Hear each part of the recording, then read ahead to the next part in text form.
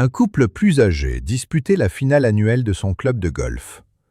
La partie se jouait sur le dernier trou de play-off et la femme avait un simple putt de 15 centimètres pour gagner. Nerveuse, elle prit sa position, mais ses mains tremblaient. Elle putta et rata.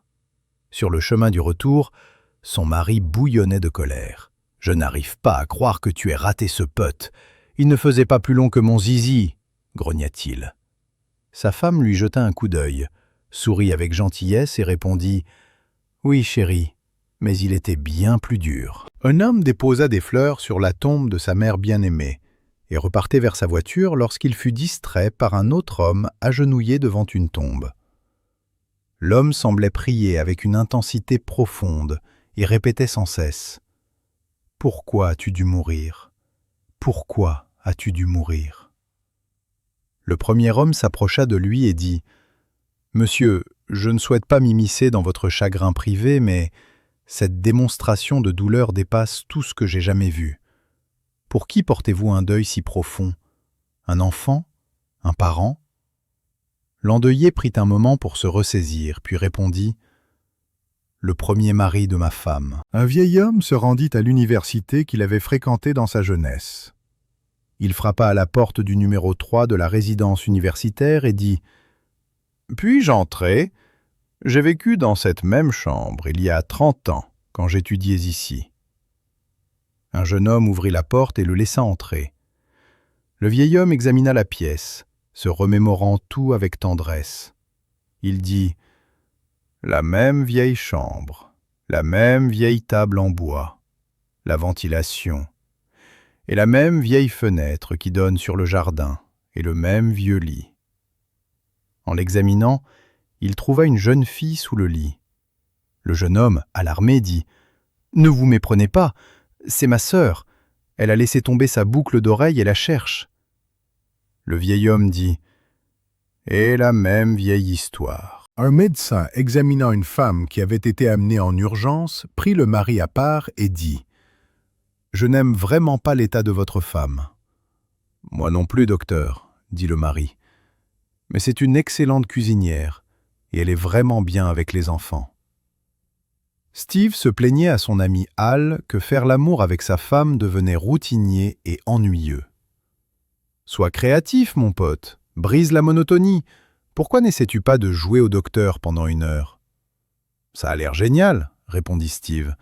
« Mais comment faire pour que ça dure 1 heure ?»« Garde-la simplement 45 minutes dans la salle d'attente. » Une nuit, Murphy rentrait chez lui à pied quand soudain, un voleur lui sauta dessus. Murphy et le voleur commencèrent à lutter. Ils roulèrent sur le sol et Murphy mena un combat acharné. Cependant, le voleur parvint à prendre le dessus et le plaqua au sol. Le voleur fouilla alors les poches de Murphy. Tout ce qu'il trouva sur Murphy, c'était 25 centimes. Le voleur fut si surpris qu'il demanda à Murphy pourquoi il s'était battu si dur pour 25 centimes. « C'est tout ce que vous vouliez ?» répondit Murphy. « Je pensais que vous en vouliez aux 500 $ que j'ai dans ma chaussure. » Un couple âgé décide d'essayer pour la première fois. Cette nuit-là, les étincelles jaillissent et ils passent un moment incroyable ensemble. Le lendemain matin, alors qu'ils sont assis à table, la femme demande « Veux-tu du bacon et des œufs, des toasts, peut-être du café ?» Il secoue la tête. « Non, je n'ai pas faim. Ça doit être le Viagra. Ça a complètement coupé mon appétit. » Au déjeuner, elle demande à nouveau « Et une soupe, un sandwich ou un muffin ?» Il décline. « Non, toujours pas faim. Cette petite pilule fait vraiment un drôle d'effet sur mon appétit. » Au dîner, elle essaie une dernière fois. « Et un steak?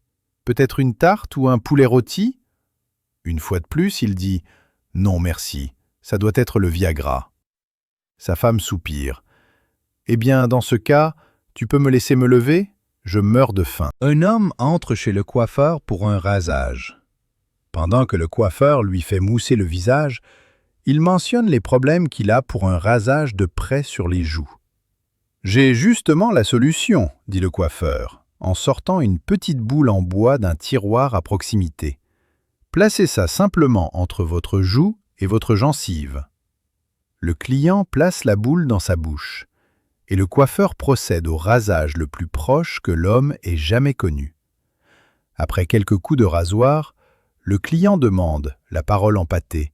« Et si je l'avale ?»« Aucun problème, » dit le coiffeur. « Rapportez-la simplement demain, comme tout le monde. » Après avoir conduit pendant environ 6 heures, un routier décide de s'arrêter et de dormir un peu. Dès qu'il s'endort, il est réveillé par des coups à la porte de sa cabine. « Pouvez-vous me dire l'heure, s'il vous plaît ?» demande un jogger. « Ouais, il est 4h30, » répond le routier. Il se rendort, mais il est réveillé à nouveau par un autre jogger qui veut connaître l'heure. « Il est 4h40, » crie le routier. Décidant de vraiment essayer de dormir un peu, il écrit sur un morceau de papier. « Je ne connais pas l'heure. » Il colle le papier sur son pare-brise, mais il est réveillé à nouveau. « Il est 5h25, » dit un autre jogger. Georges prévoyait de sortir avec les copains quand sa femme lui dit qu'il ne devait pas quitter la maison. La femme de Georges. « La dernière fois que tu es sorti avec tes amis, tu t'es tellement saoulé que tu as vomi sur ta chemise. » Georges.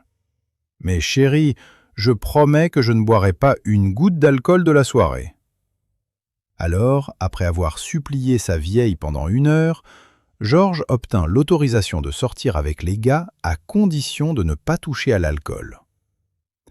Georges retrouva les copains dans un bar local et commença à se murger la gueule. Après environ 3 heures à siffler de la gnôle, Georges dégobailla partout sur sa chemise. Georges. La vieille va me foutre dehors pour m'être saoulé et avoir vomi sur ma nouvelle chemise. Bill, le meilleur pote de Georges, donna à Georges, ivre, une idée pour éviter les ennuis avec sa femme. Bill. Tu n'as qu'à avoir un billet de 20 € dans la main quand tu franchis la porte. Ensuite, quand elle t'accusera d'avoir vomi partout sur toi, dis-lui simplement qu'un autre ivrogne a vomi sur toi et qu'il t'a donné 20 balles pour faire nettoyer la chemise.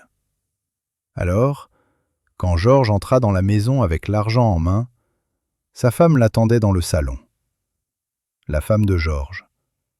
Je savais que tu finirais saoul et que tu dégobillerais de la bile et de l'alcool partout sur cette nouvelle chemise. Georges. Chérie, laisse-moi t'expliquer. Un type saoul au bar a vomi sur moi et m'a donné 20 balles pour la faire nettoyer.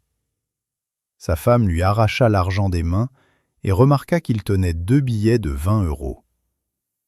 La femme de Georges. C'est ça ? Alors d'où vient l'autre billet de 20 ? Georges. Oh ça, c'est du mec qui a sucé mon pantalon. Une femme va acheter un perroquet et remarque les prix. 300 €, 200 € et seulement 15 €. Curieuse, elle demande pourquoi le dernier est si bon marché. Le vendeur glousse. Celui-là vivait chez une dame de petite vertu. Amusée, elle l'achète. Quand elle ramène le perroquet à la maison, il dit immédiatement « Tiens, une maison toute neuve !» Elle rit. Plus tard, quand ses filles rentrent à la maison, le perroquet gazouille. « Tiens, regardez-moi ça, de nouveaux visages dans la maison !»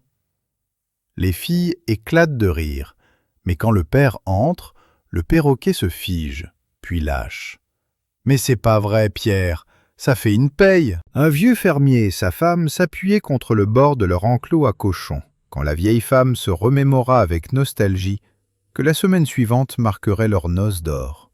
« Faisons une grande fête, Omer, » suggéra-t-elle. « Il faudra que tu tues un cochon. » Le fermier se gratta la tête grisonnante. « Bon sang, est-elle » répondit-il finalement. « Je ne vois pas pourquoi le cochon devrait payer pour quelque chose qui s'est passé il y a 50 ans. »